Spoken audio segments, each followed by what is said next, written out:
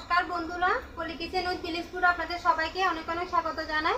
আজকে আরও একটি রেসিপি নিয়ে চলে এসেছি।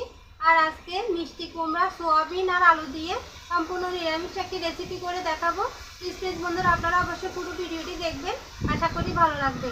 আর যারা এখনও আমার চ্যানেলে নতুন, চ্যানেলটি সাবস্ক্রাইব করেননি, অবশ্যই আমার চ্যানেলটি সাবস্ক্রাইব করে আমার পাশে থাকবেন, আমাকে সাপোর্ট করবেন। তো চলুন আমি কিভাবে রান্নাটা করি দেখা যাক। এই দেখুন, এখানে নিয়েছি মিষ্টি কুমড়া আর এইভাবে আমি ডুমু ডুমু করে কেটে নিয়েছি। এখানে নিয়েছি আলু আর নিয়েছি সোয়াবিনগুলোকে আমি আগে থেকে ভিজিয়ে রেখেছিলাম প্রায় 1 ঘন্টার মতো। তারপর ধুইয়ে ভালো করে জল ঝরিয়ে নিয়েছি।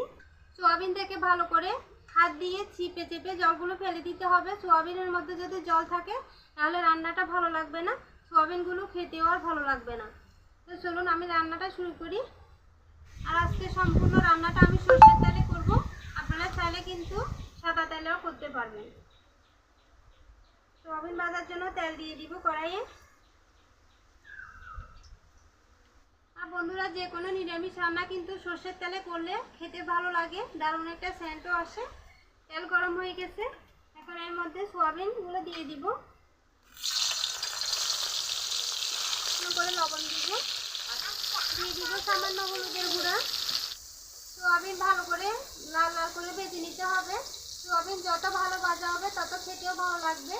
যদি ভালো করে ভাজা না হয় তাহলে কাঁচা একটা গন্ধ থেকে যাবে, তখন খেতে আর ভালো লাগবে না। সোয়াবিনগুলো ভালো করে ভেজে নিয়েছি, এই দেখুন। এখন নামিয়ে নিব।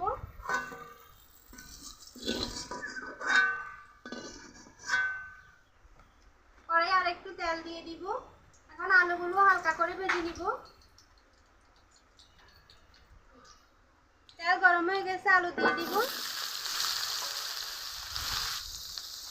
আলুর মধ্যে সামান্য লবণ আর হলুদ দিয়ে ভেজে নিতে হবে, যাতে কালারটা সুন্দর আসে।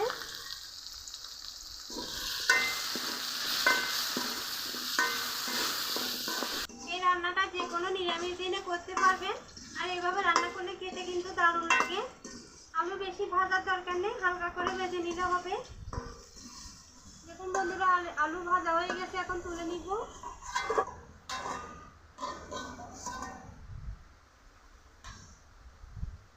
আর একটু তেল দিতে হবে, দিয়ে দিব একটা তেজপাতা, কিছুটা পাঁচফোড়ন,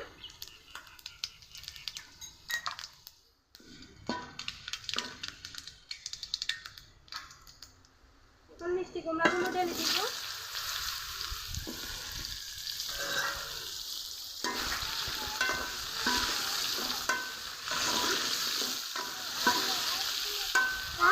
পুরো রান্নার জন্য লবণটা এখন দিয়ে দিব। লবণ দেওয়ার পর কিছুক্ষণ ভেজে নিব।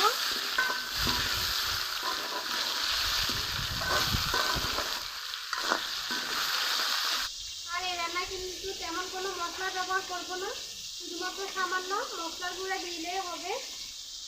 এই গরমে কিন্তু বেশি মশলাদার খাবার খাওয়া কিন্তু ঠিক না।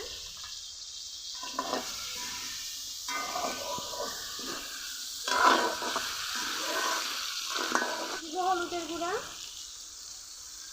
মরিচের গুঁড়া, দিব মশলার গুঁড়া। আরও কিছুক্ষণ কষিয়ে নিব। মশলা দেওয়ার পর কুমড়াগুলো কিছুক্ষণ কষিয়ে নিয়েছি, এখন দিয়ে দিব ভেজে রাখা আলু। আলু দেওয়ার পর আরও কিছুক্ষণ কষিয়ে নিতে হবে, ভালো করে কষিয়ে নিতে হবে। যত ভালো কষানো হবে তত খেতে ভালো লাগবে। ভালো করে কষিয়ে নিয়েছি, এখন জল দিয়ে দিব। এই রান্না কিন্তু আবার বেশি জল দেওয়া যাবে না, অল্প করে জল দিলেই ভালো হবে। এখন বন্ধুরা, আজকে প্রচুর হাওয়া দিচ্ছে, আর হাওয়া দিলে কিন্তু চুলা জ্বলতে চায় না। এখন ঢাকা দিয়ে আমি ভালো করে ঝোলটা ফুটিয়ে নিব। ঝোল ফুটে গেছে,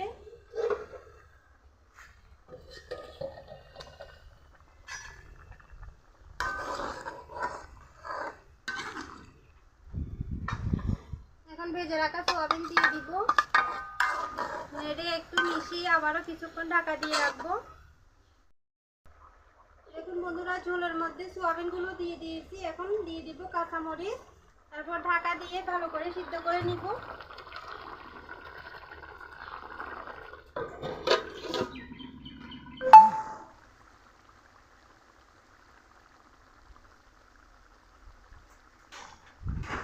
নামিয়ে আমি বাটিতে ঢেলে নিব।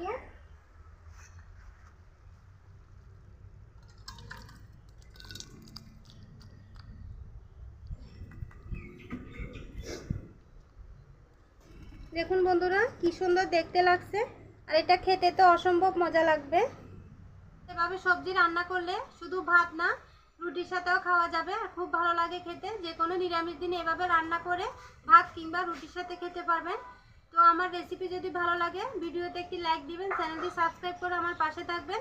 আজকে এই পর্যন্ত, সবাই ভালো থাকেন, সুস্থ